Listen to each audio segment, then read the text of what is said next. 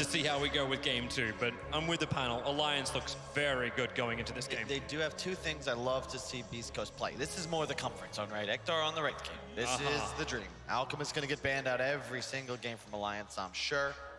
This is his second best. Stinger Coddle.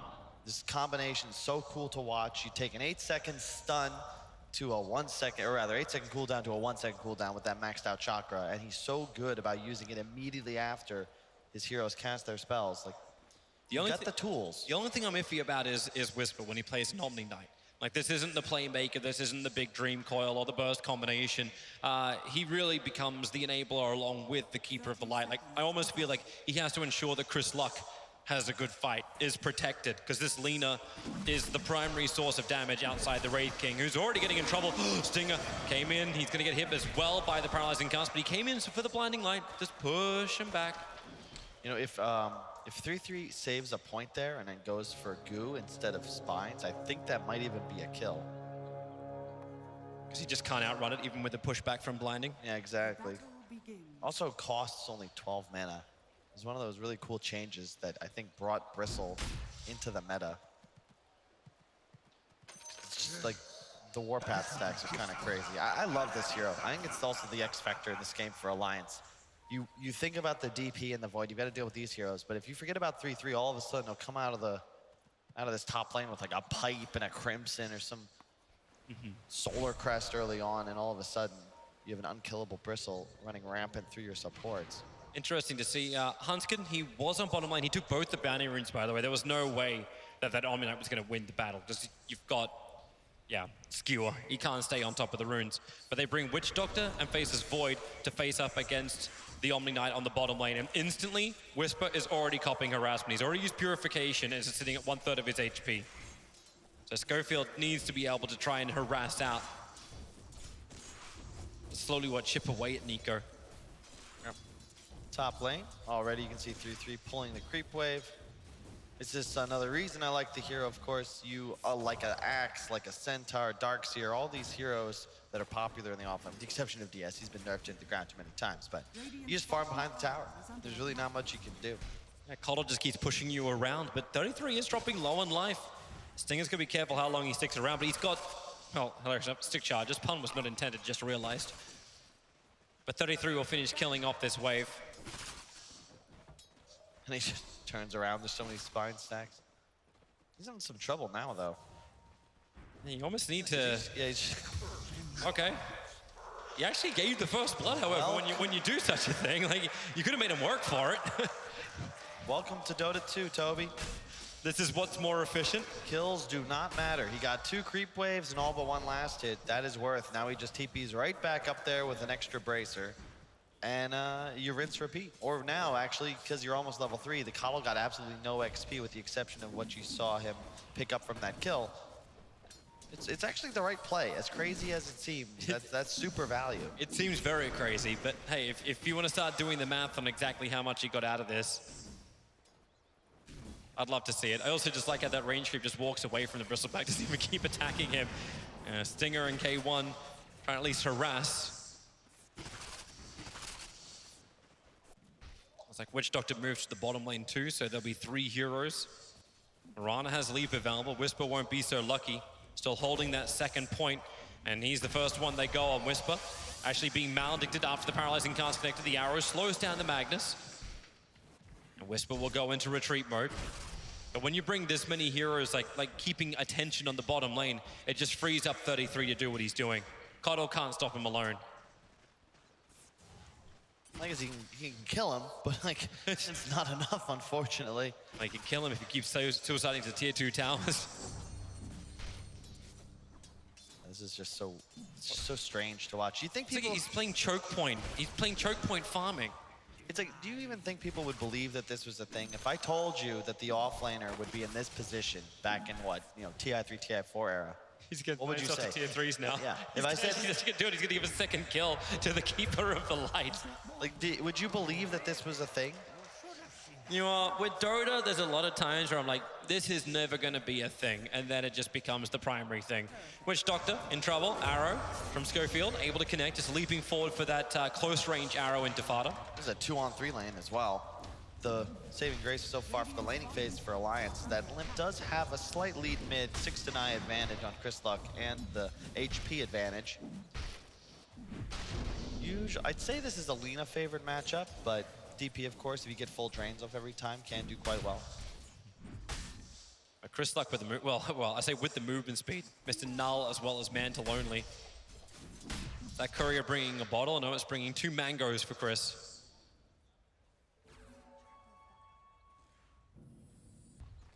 Oh, Priscilla is diving K1. He knows K1's not level 6. And by getting aggressive like this, it's gonna force a rotation. He's just playing so aggressive. This is so much fun to watch. He's sitting behind the tier 1. He's not even going for the creep wave. Like he's having to cut his way around to then come down to the creep wave as he hits 5.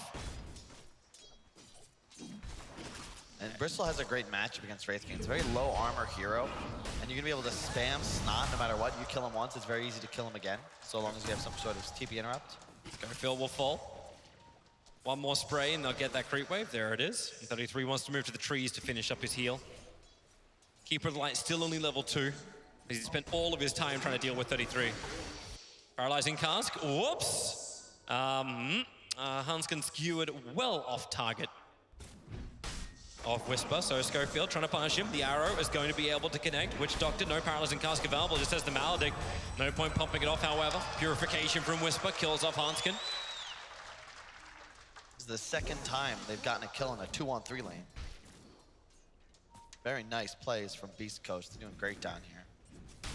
Omni Knight's top of the net worth charts. You said you didn't know how Whisper would perform on the Omni, but so far, he's doing excellent. You know, I just want to beg the question though, like, is 33, like, when you look at the net worth charts, 33 is currently sitting at 1,600 net worth. The Keeper of the Light's 200 behind him. Has this really paid off on the top lane? What's gone down? Look, I don't know, but he's the professional, so I'm going to trust him. He's going to break the Wraith King's reincarnation here with a Quill Spray stack. Stinger needs a little bit more distance as well.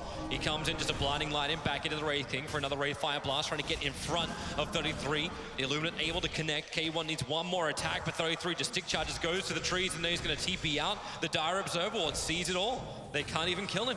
Just force him off the lane. He's just going to TP Shrine, salve up, and go straight back top. It's the new offlane, right? You just apply pressure. It forces Stinger top lane, but unfortunately, his teammates aren't able to make the most of the 4-on-3 they have in the other corners of the map. Limp tried to get some pressure onto mid tower. Really like Schofield's rotation, just shooting an arrow at the catapult, taking it out, slows down the push, and in addition, it ensures that, you know, because Limp can't block the arrow. If he catches one in front of Alina, he'll just die, even with ult running. And then he goes immediately back towards bottom to help out his Omni Knight. Already has phase boots, dude. Like, downside of the mag support is that you're effectively just a walking skewer. Yep. And so far, he's yet to connect on one. And he's so far not to skill up a second or third ability as he hits level 3 on the Magnus. I thought you would have given the Empower over to Nico to give him something. Now, you don't really want to. You want to keep lane control is the problem. You give him cleave, Push it too hard. 33 dodges the Illuminate by moving up north. To the trees we go. And K1 needs some extra information. Consume the mango. And summon the army of the undead, but he's already salving up at 33. Comes back into the fight. I think he's looking to keep the stacks on K1, which were sitting at 4. And to your point about his net worth, Toby, a big part of that was his 5th salve. It's a lot of gold to be used just to regen up. Actually, another salve. Like, he's getting this, yes, but every salve is worth 3. Maybe the other way we got to be looking at this is the levels. Like, it's the sacrifice you're able to take. It's money, but you're able to get a large chunk of levels onto the bristleback. Once you hit 6, then you can start threatening the tower. If 33 keeps the status quo of like being very aggressive, this tier 1 tower will come under siege. And can Wraith King defend that? It's definitely difficult, but Hector, he'll probably be looking to move into the jungle, as we can already see. It's no longer a place you want to be. Your team's ahead, you've won your other lanes. Chris Luck's done a great job, I'd say recovering, but just eking out an advantage mid now.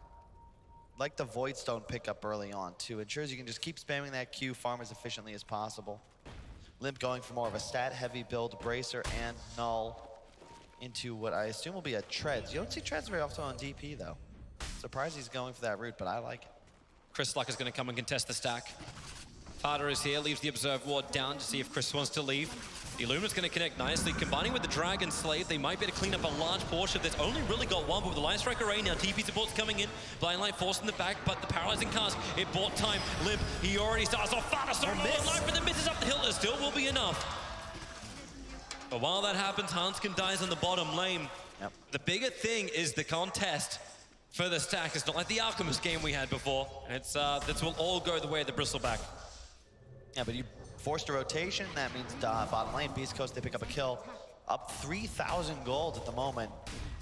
Really ahead in every single lane so far. Top 3 on the net worth, all on this Dire side. And because you've pulled away enemies towards that top shrine, you've already got vision in the area. There's now no one with this Void Mag, so Nico is forced to retreat to jungle as Beast Coast whittle this bot tower down all the way to half HP. You just looked at the draft at the very beginning. It felt like Alliance had a good draft. It was easy to execute. Why is Beast Coast so far ahead? It definitely helps that their Tinker, or rather their mid player, is not at 4 CS at 4 minutes. They actually have the ability to make plays as well around the map instead of just being forced to sit on their hands. Tinker, Spectre, just not their style. Fada got a nice D-ward off. Look at the Obzan Sentry that was blocking these stacks. And there's the bottom tower already, man. This is great for Beast Coast. Invis popped. It's Moonlight Shadow trying to get Stinger out of there so he can grab quickly the Bounty Rune. Light Strike Array from Lina coming in close in the Bristleback 233, trying to man mode this up, but Lina, he gets the Chakra, gets a little bit of extra space, doesn't get connected on by the Maledict, and with Moonlight Shadow, he just walks off the Spirit Siphon. Keeper of the Lights back here as well.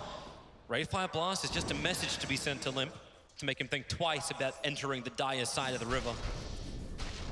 Whisper just TP's mid. He's like, oh, there's a Catapult wave here. Want to go deal with this. He already has a Vanguard. Oh my goodness. There is really no huge source of magic damage on Alliance. And if he goes for an early Crimson, that's a big deal. Doesn't block the Ghosts, of course, but it will negate a lot of what Void and Bristle are trying to do. Scofield's looking for the perfect arrow, and he gets it. Whisper and Chris add the aggression, forcing Limp into the tree line they knew he was going to go into, but Limp able to Spirit Siphon up with the one charge, gets a lot more life back. Mirana has to jump away, but now the Chronosphere. Not only caught the Witch Doctor, but it also caught the Omni Knight. Whisper, low on life, but the Blinding Light pushing Hanskin back. He can't get the RP off on Whisper. He just tanks through way too much. You see that damage problem now. Oh yeah. Even with the Empower Max Bash, Nico's only level 7. And that was a really nice turnaround. You can see Beast Coast, they find a kill there, but unfortunately, well, would have, but Lina did not have the mana for a Dragon Slave, only had the stun. We're gonna see it in just a moment. Crazy arrow threading the needle from Schofield.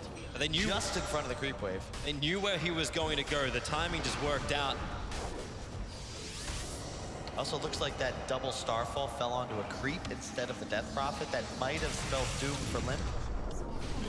And yeah, it does look like if Fada hadn't walked inside, that probably ends up as a kill, but alas. You kind of need the combination with Fada. Now he's level 6, you'll have it. Keep the Witch Doctor back and put the Death Ward on the edge of the Chronosphere. It is a combination as old as time. And a tale as old as time. Thanks, Potts.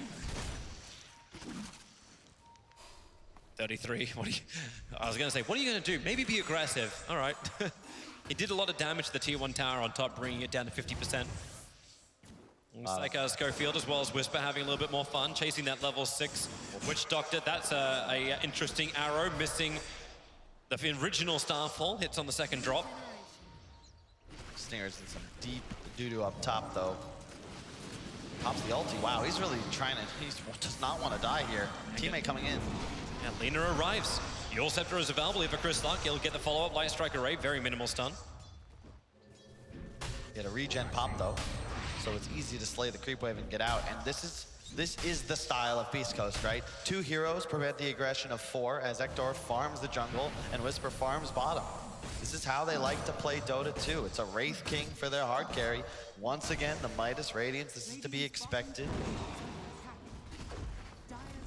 You're gonna lose your top tower, sure, but a hell of a lot of pressure on this bottom tier 2. Unfortunately, just the Omni Knight, no real, if this is a Leshrac 4 or something, perhaps you're able to actually take this down, but not this time. Nico looking for a Chrono mid, might find it. He's heavily considering just solo chronoing the Keep of Light, but Blinding Light, that's the problem. Once again, going to go for the Manta Diffusal build. Don't blame him against a Wraith King. Gives you a huge advantage before he's level 20. If you can burn that mana, find a kill without the need to force reincarnation first. I'm liking this move to get 33 onto the bottom lane. One, he needs to defend the tier 2 talent that's being pressured, but it's normally where Whisper just plays. This long-reaching off-lane Mirana, trying to get in range for leap 1 and leap 2. Doesn't even need it. Nico's awareness is just so good. It's part of what makes this guy such a solid player. Some guys, it's hard to explain. If you ever play like chess against one of those computer robots turned all the way up, you know, it's like they consider things that you're not even able to comprehend. Same one. Oh, and K1 comes so much damage. It's the double damage room. Now you get a huge Chronosphere. Blind Light going to cause a couple of problems, not to mention the Wraithfire Blast Stun, the Death Ward, and the Chrono! There's your combination you wanted for Alliance. Holding in 3, getting the physical damage out. A lot of it's being held back. RP will go to work. K1 reaches up the reincarnation. Nico, baby, barely surviving the Laguna Blade that needed to kill him off, but this now isolates Limp. He's the last one really left up here. Makes a break for the tree line, but the Dragon's able to kill Nico. Lucky not to get hit by the arrow. Fada still fighting strong, but also dying. Along with Limp, giving Chris Luck that double kill. That looked perfect for Alliance when you get the Chronosphere like that, but the damage, where was it? Active Shrine, Toby. You're not going to find kills with the Alliance lineup. They just don't have the sustained damage. Here we go once again. Whisper. At least he can be Cliff Teasy. That's Gofeld. Throws the arrow. TP's on cooldown for 30 seconds. Can someone get him down? Now watch, this is super sick. I don't know which support actually tapped the Shrine, but Stinger, they're just trying to do their best to keep Wraith King alive, and before he's even in range, they're gonna get Stinger. Just bam, pop the Shrine, all of a sudden, sure, you can kill Coddle through it. Also, nice stuff. You see Fada actually switch the targeting of the Witch Doctor ult, and while you're channeling, if you right-click, it'll actually direct the attack. Most people don't know that for whatever reason, including myself until about 2 months ago.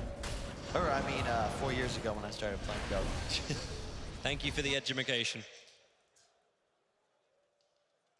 Shake it off. Ready to go again. Not sure if that's what was going through his mind, Toby, but I appreciate your insight. Just trying to make it feel good after what probably felt like a little bit of a rough fight. And a rough early game. Could have been worse. You're 15 minutes into this. Well, I'm sorry. Like, is the feeling meant to be like, oh, my muscles are just so big, I need to stretch? I have a downtime. And Nico queuing up the BKB already. Again, I love the Diffusal choice also because he has this bonus and power from his mag. So he doesn't just have a Diffusal, it's effectively a Battle Fury too. And yeah. Chris Luck, you know how you start this. Light Strike Array into Arrow. The combination is just too easy to pull off. It was meant to be Alliance who have that strength.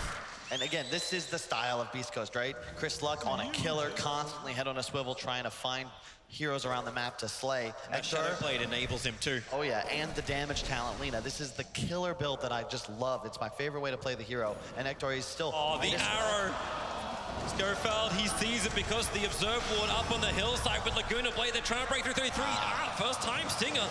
Ashley using a blind light pushes him away, so Nico looking for revenge. Chronosphere onto the Mirana, now turn her attention in towards Keeper of the Light. A lot of life comes back his way, however.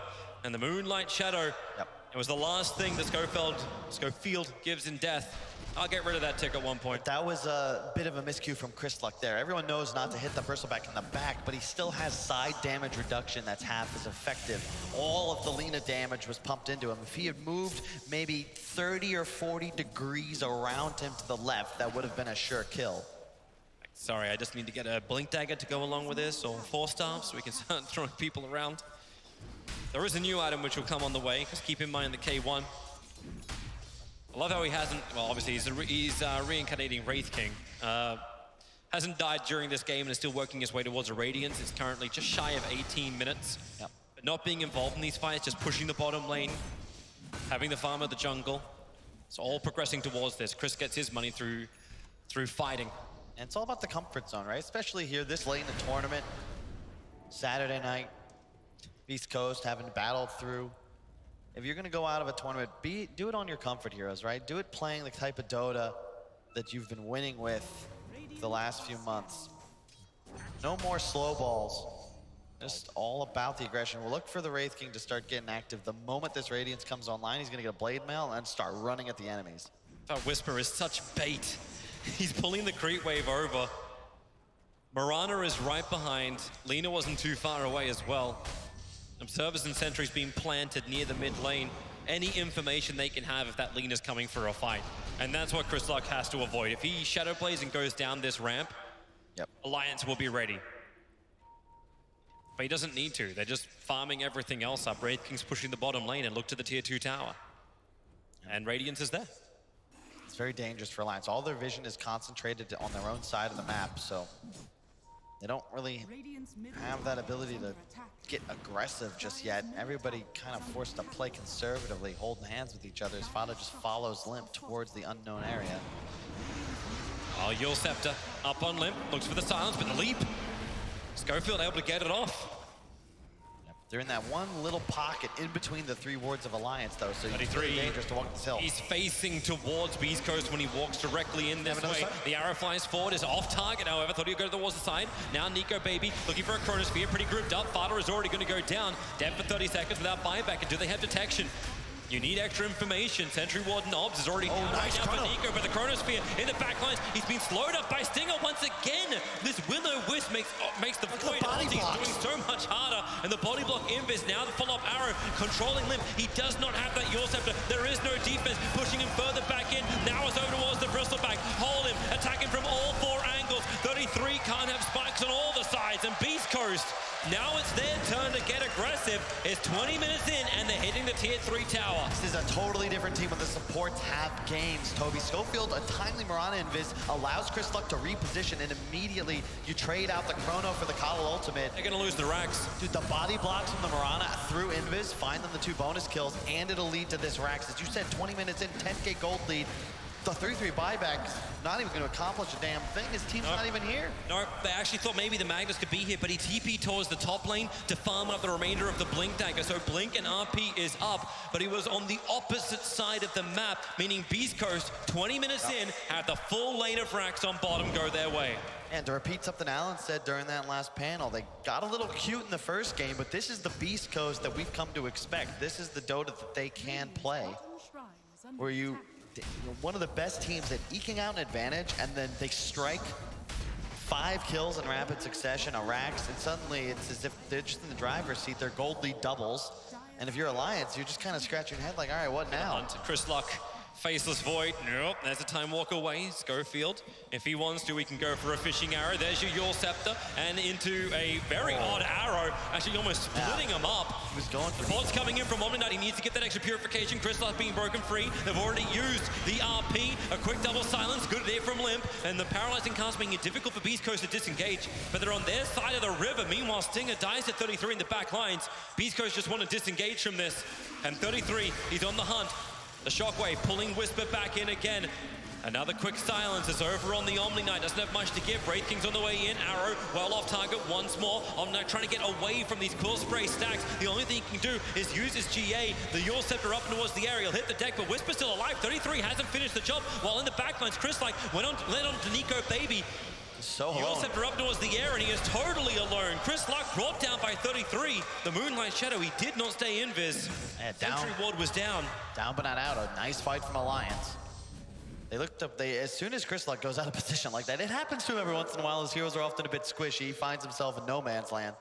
But you can see they have so many tools to disengage on Beast Coast. The RP got off, sure, but it's removed by the Heavenly Grace. Then the GA to ensure that there was no way Alliance could turn that advantage into They are not done yet. They've got Chrono. That they do, but they didn't want to just jump on the Wraith King, not while Reincarnation is up. That's not the target you want. K1, of course, he's got the Silver Edge queued up. He prefers it to Blink anyway, but when you're playing against a Bristle, it makes sense.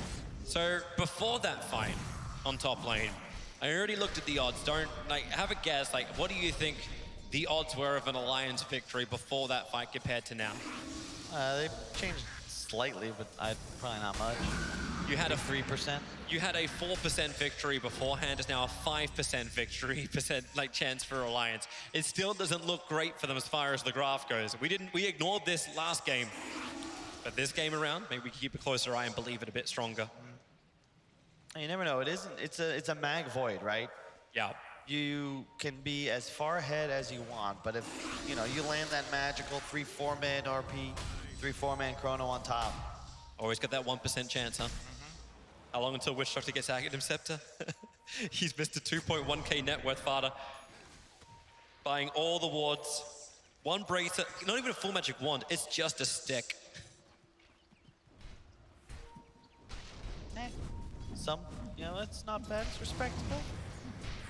He's got a smoke. They really want to be able to fight. This Blink Dagger RP from Magnus. Nice in the last one. It's tough because you can't go on the Wraith King. He's got to reincarnate. Omni Knight's super tanky, Solar Crest and a Crimson Guard. So you don't really want to go for him either, but if you don't, he can just cleanse the RP off of whatever your target is, GA to save them. And Coddle, of course, can always just drop the Will-O-Wisp, counter-initiate immediately. And this is actually so good for Chris Luck for timing too. He's going to kill off this Ancient. He now has the money, and that's an Aghanim Scepter 24 minutes in. He won't have buyback if he gets it. And the Silver Edge we were discussing, K1 is building into it now. Already has the Shadow Blade, he just requires the Ultimate Orb. So they'll have Break, and now they've got Pure. Not to mention, Keepers might be like, hey, let's give you some more. Smoke from Alliance. At the same time they smoke, Nico Baby time walked himself to safety. They look towards Roshan. 33 is not at the cover of this smoke. The arrow flies forward, looks into the pit, but no one's there. But the creep wave pushing in through bottom lane is taking out buildings inside the base. If you want a good indication that Alliance are doing something like crazy, this is it. Yeah, exactly. They're on the tier 4s. This is a huge play, sure, from Alliance, but it's definitely telegraphed. Arrow again, that's a 5-second stun over on 33. Moonlight Shadow from beastcoast. They're coming closer. The Observer doesn't really see a lot. The bash, 33 just can't get himself out of the pit. Roshan refuses to let him leave. So you're Scepter from Lina. Up we go, but a 3-man silence from Lim. That'll create the space. Combining with the Deathwater, quick force up. Get him far enough away. No, skewer back over. The Will-O-Wisp, they're all being caught. Whisper, he's surviving through this. They couldn't get the damage. Chrono, Nico, he doesn't know who to do it on. He's found his target. It's going to be Chris Luck. Schofield, he leaves himself into the edge of the crows of the blinding light. It makes it difficult, but not impossible. They've got 2, and even Diffuser Blade charge. Used onto the Omni Knight. Alliance with back-to-back-to-back kills. What a sick play. They didn't get the kill on Limp. He lived with like 14 HP. Yulses himself up in the air, then gets the drains up to ensure he stays alive. Blinding Light's causing some kind of problems, but Roshan still goes the way of the Radiant. Nico, he'll grab the Aegis, the Immortal. Tier 4 towers did take some damage, but you're okay with that trade for Alliance. And they didn't have the Wraith King either. That's a big part of the reason that fight didn't go so well for Beast Coast. He was thinking there was just going to be a skirmish, bit of a distraction. He'd be able to press tier 3 mid. Then they find a fight when he then runs back to the pit and pincers the hero stuck inside. With the 5-second arrow maybe actually made you think this is a better fight than what we had. That's huge. Yeah, Nico Baby now with the Aegis. He'll have the Diffusal Manta combination coming up in just a moment. No, what? Wait, who? Is that a Sanj? Is he going? What are you looking at? He's going Sanj and Yasha on Void. I have not seen him pick this item up ever. It's status resist. It's a little quality of life. Maybe doesn't want the Manta. And yeah, we can see. Good force staff. Excellent skewer from Hanskin. Also ensures he can conserve the RP. But look at Hector. He's not even moving towards this fight. If he's coming in right now, Fauna's just dead in a stun. Maybe this can turn around. And as you can see, Limp survives. Mirana, unfortunately, into the Chronosphere. Adds an easy +1 into the pocket. Whisper tanks a bash. He goes down. So Beast Coast fight on demand. It still felt hard for Alliance to get all their damage out. Even with the extra life you're going to have with the extra sustain. You can see Immortals breaking on the top. They've already managed to kill him off. The double damage rune.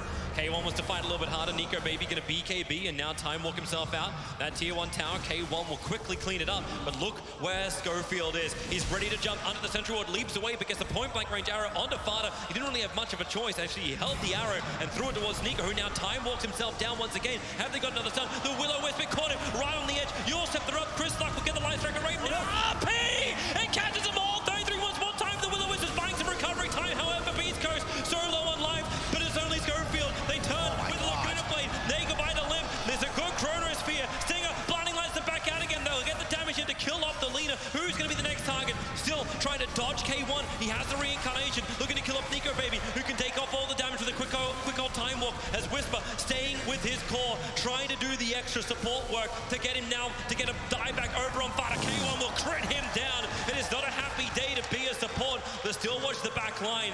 Nico is on the run out of here, and Invis Room will help him escape.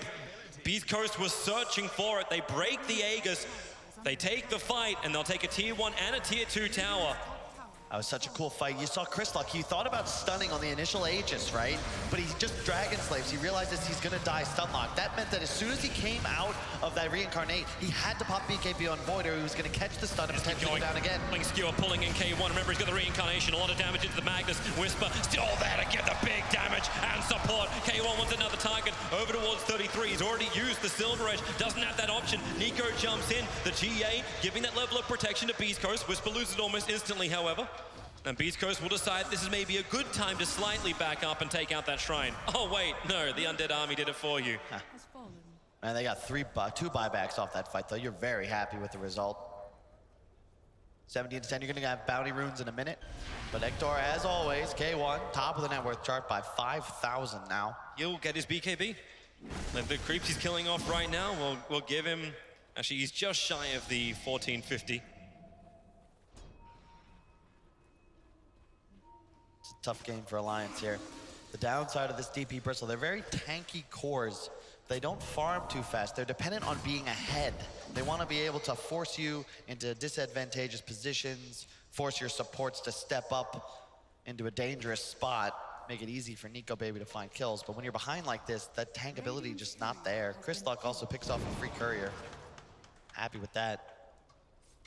And I actually kind of wish that Vlads from 33 was already up for him, and he may consider it over the BKB. The auras just aren't there. Faces Void doesn't have the sustain either. And instead, he does want to finish at the BKB. He's so close. Like, he's just 50 gold away. Just to give a little bit more strength. That's the damage output's a bit low. So far, so good, Beast Coast. How many bounty runes they just get all for? Indeed. 19K now the advantage. Roshan obviously down for 3 minutes. But knowing these guys, they're gonna get a couple more items online and then look to just start pushing their advantage. Well, there's 2 BKBs from Alliance. This does feel like Alliance's time to find an advantage. And power buff them up, look for a fight. Utilize these surprise items. They have not, well, one of them's been shown. Now we need a huge RP from Hanskin. If you're an Alliance fan, he's gotta find 3 at least. They're on a D-Ward mission. Beast Coast are together, K1.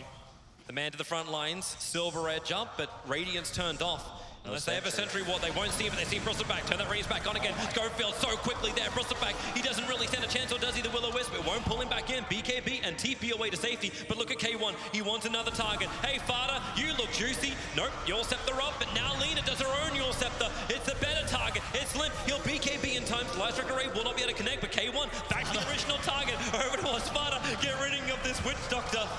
And then retreat back out again. Remember, he's got the reincarnation, even if he does get threatened. Now Chrono, Nico, you could see the mallet go up, but he pulls out.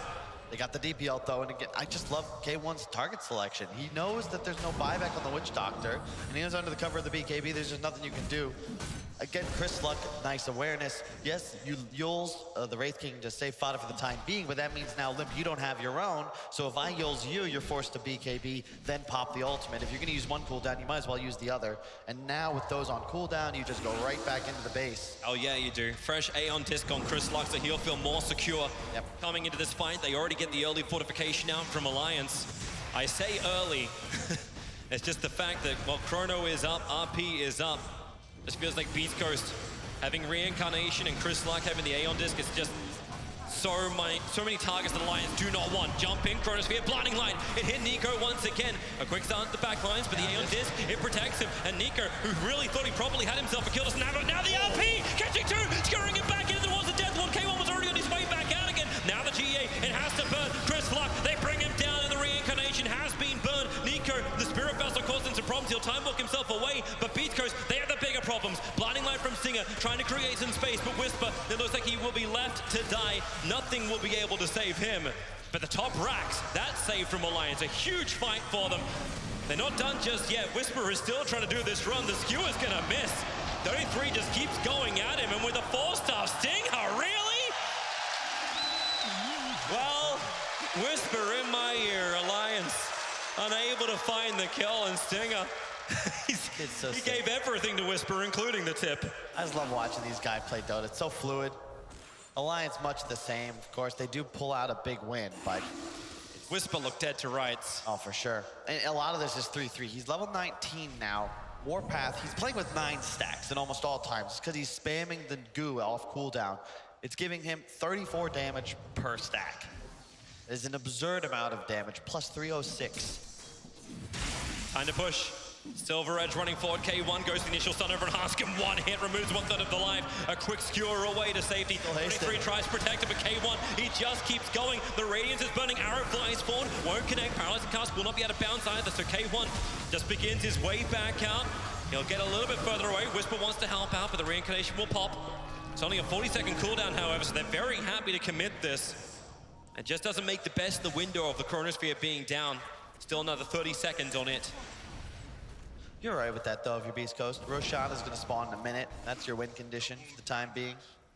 For now, you're content to just out-farm, do your job, which is control this top shrine area. There's no way Alliance can possibly get behind you unless they do a path like that. You can see the circle drawn. That's the maneuver Hanskin wants for his team when this Roche spawns. It's like the only play, because otherwise, you're going to run up through this fortified high ground by where your shrine used to be. You will fight enemy heroes. There will be a target you do not want to attack, like the Omni, like the Wraith King, standing between you and that objective. You've got to try and find the back door, so to speak, into this engagement.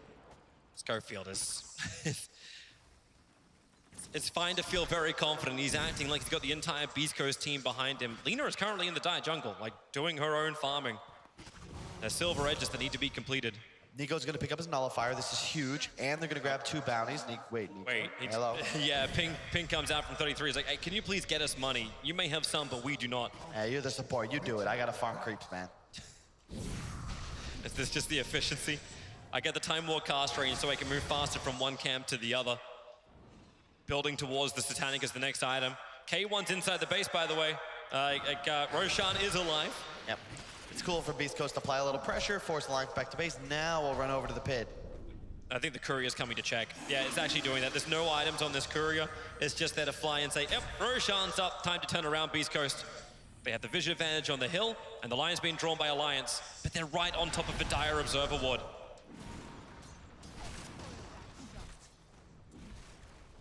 This movement from Alliance, very visible.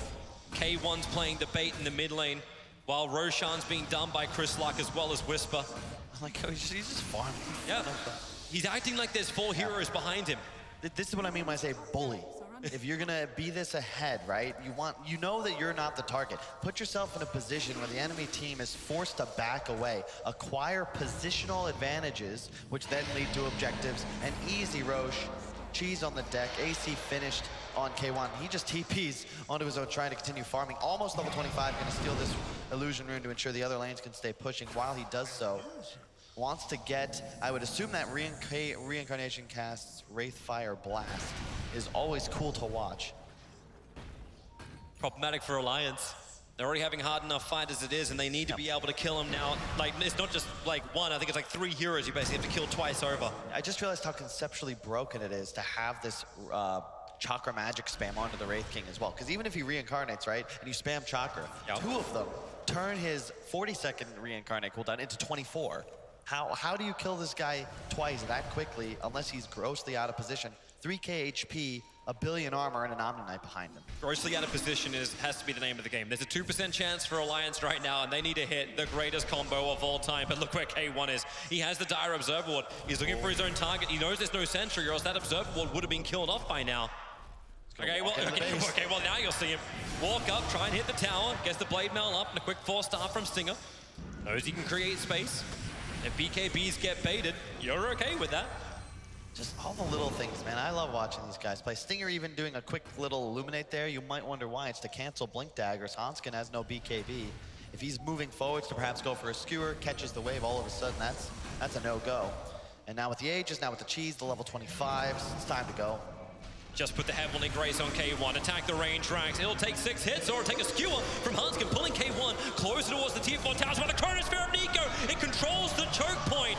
And maybe now they can kill off the Keeper of the Light. He's been the biggest problem of all, and he will go down, but K1 still fighting underneath the tier 4 towers. He'll get the kill onto Hanskin, so a rebuttal, but Hanskin is his own buyback. K1 finally going to go down here in the mid lane. Time locked up. Lina is taking the top lane of frags while this is going on. The RP, but instantly hit by the arrow too. They need the follow-up damage. and 33 is there to dish it out in droves. The BKB is giving him protection for the moment. They get Laguna Blade. Nico is already down with a Will-O-Wisp. Alliance have no more immunity to fight in this one. This is Beast Coast Zone. 33 still getting the Quill Spray stacks up. Someone needs to kill him. K1 is on the job while Limp is being killed by the rest of Beast Coast. Now 33 to die in the tree lines. Live Strike Array. They'll Yulsever him up instead. Bring him down and kill him off. What a fight. Beast Coast dominating this fight. I think they forced all 5 buybacks. And out of gas, sure, but all cooldowns on Alliance used as well. They have 1 buyback on Witch Doctor. That's the only one that's left up. But no Chronosphere, no RP. Aegis still over on the Lina. Reincarnation always on K1. And the Lotus Orb will protect him. As that melee racks will fall, they still don't want to go on him. A Paralyzing Cask and Maledict. That's nice. Arrow will dodge everybody else, but Bristleback broken and having the Spirit Vessel on him, nothing he can do. K1 runs forward. Bristle's down for 100 seconds without buyback available. That's the final buyback of Alliance being expended, but it feels like Beast Coast, just like they have done time and time again, they stick it to these top teams. It's like they give you the game 1 just to make it interesting, then they turn it on for game 2. Vada once again just being pursued. He bought back into the bash, slain again. This will be Mega's, almost certainly the game now. Nico's going after Cardinal. He's got a message sent over towards Stinger, and Stinger will send one straight back. I don't care if you nullify me, you can't nullify the effectiveness of Beast Coast. Here you go with a Blink Skewer, dragging K1, but he's not near the tier 4 towers. He'll go one-on-one with Nico, who does not want this. GG is finally called. Once again, we look to our final game of the night, and we will look to a game 3. Beast Coast, the lower bracket runners, Wind and Rain went to 3, VG went to 3, and now Alliance going to 3.